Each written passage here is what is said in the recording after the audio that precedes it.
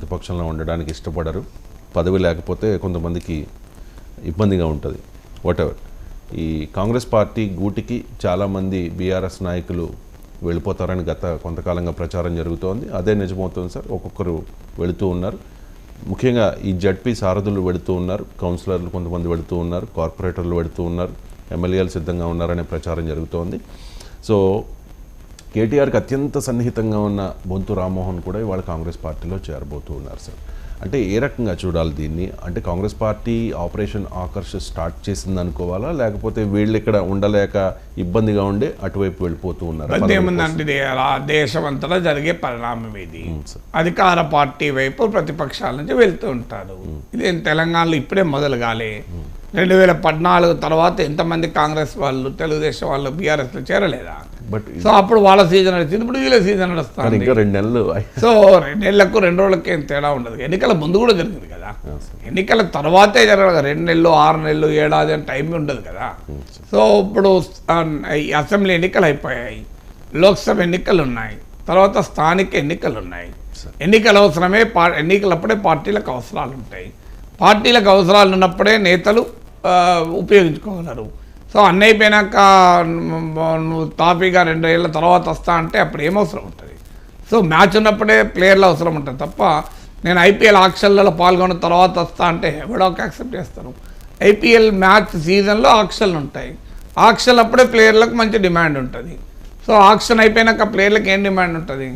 So అందువల్ల ఇప్పుడు parliament ఎన్నికలు అవసరం, కాంగ్రెస్ పార్టీకి అవసరం. ఇప్పుడు ఉదాహరణకు వికారాబాద్ జడ్పీ చైర్పర్సన్ మీకు చేవెళ్ళ నుంచి కాంగ్రెస్ పార్టీ ఎంపీ అభ్యర్థి అవుతుందని కూడా అంటున్నారు. ఎందుకంటే ఎన్నికల సమయంలో బలమైన అభ్యర్థుల కొరకు, బలమైన మద్దతు కొరకు రాజకీయ పార్టీలు తండ్లాట మొదలు పెడతాయి.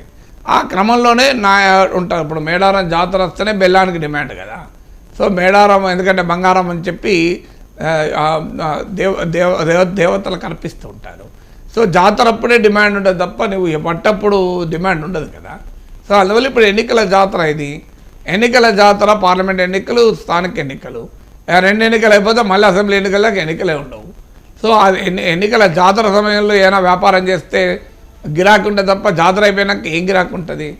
అందువల్ల ఇప్పుడు ఎన్నికల జాతర సమయంలో కనుక మన రాజకీయ నాయకులు తమకున్న పదవుల అవకాశాలని ఆలోచిస్తూ ఉంటారు. అసంతృప్తులు ఉంటాయి, ఎమ్మెల్యే టికెట్ ఇవ్వలేదని అసంతృప్తితో రకరకాల అసంతృప్తులు ఉంటాయి, ఆశలు ఉంటాయి. పార్టీలు అలాగే తయారయ్యాయి, నాయకులు అలాగే తయారయ్యారు, ఓటర్లు కూడా అలాగే తయారయ్యారు. ఇప్పుడు ఆ పార్టీ నుంచి ఈ పార్టీకి మారితే ఓట్లు ఎత్తలేరా, మళ్ళీ గెలిపిస్తున్నారు.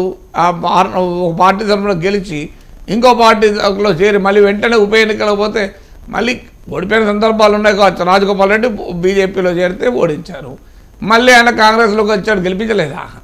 సో అందువల్ల రాజకీయ పార్టీలు ఫిరాయింపులు ప్రోత్సహిస్తున్నాయి, నేతలు ఫిరాయిస్తున్నారు, ప్రజలు తిరస్కరించడం లేదు. ఇది ఏంటి మనలాంటి వాళ్ళం కూర్చొని ముచ్చట పెట్టుకోవడానికి పనికొస్తుంది. అందువల్ల ఈ ఫిరాయింపులకు ఈ పార్టీ ఆ పార్టీ అనేది అతీతం కాదు. ఎన్నికల్లో గెలవడమే ప్రాతిపదిక. ముందు ఇవి ఏవి విలువలు, సిద్ధాంతాలు అని నిన్న రాక విమర్శిస్తారు, మళ్ళీ తెల్లారే మళ్ళీ ఇంకో పార్టీకి అనుకూలంగా ఉంటారు. అసలు అధికార ప్రతినిధులే మారడం లేదా? మన టీవీ ఛానల్లో నిన్నటిదాకా ఒక పార్టీ అధికార ప్రతినిధిగా పాల్గొని మళ్ళీ కొన్ని రోజులకు ఇంకో పార్టీ అధికార ప్రతినిధిగా, మళ్ళీ ఆ తర్వాత ఇంకో పార్టీ ప్రతినిధిగా వచ్చి మాట్లాడడం లేదా? ఆ పాత వీడియోలు ప్లే చేస్తే పిచ్చెక్కిపోతుంది మనకు. సో అందువల్ల ఇలా ఎన్నిసార్లు ఎంతమంది విమర్శించలేదు. సో బీజేపీ నాయకుడిగా ఉన్నప్పుడు కేసీఆర్ని విమర్శిస్తారు, బీజేపీ నాయకుడిగా మళ్ళీ బీఆర్ఎస్లో చేరి మళ్ళీ కేసీఆర్ సమర్థిస్తారు, మళ్ళీ ఇంకో పార్టీలో చేరి విమర్శిస్తుంటారు. సో రాజకీయ నాయకులు, పార్టీలు మారుతున్నారు, ప్రతినిధులు, ఎమ్మెల్యేలు మారుతున్నారు, ఎంపీలు మారుతున్నారు. అందువల్ల ప్రజలు తిరస్కరించినంతకాలం ఈ పనికిమాలిన రాజకీయం నడుస్తూనే ఉంటుంది. Right sir. బహుశా జగన్మోహన్ రెడ్డి ఊహించి ఉండరు సార్, తాను వదిలిన బాణం తన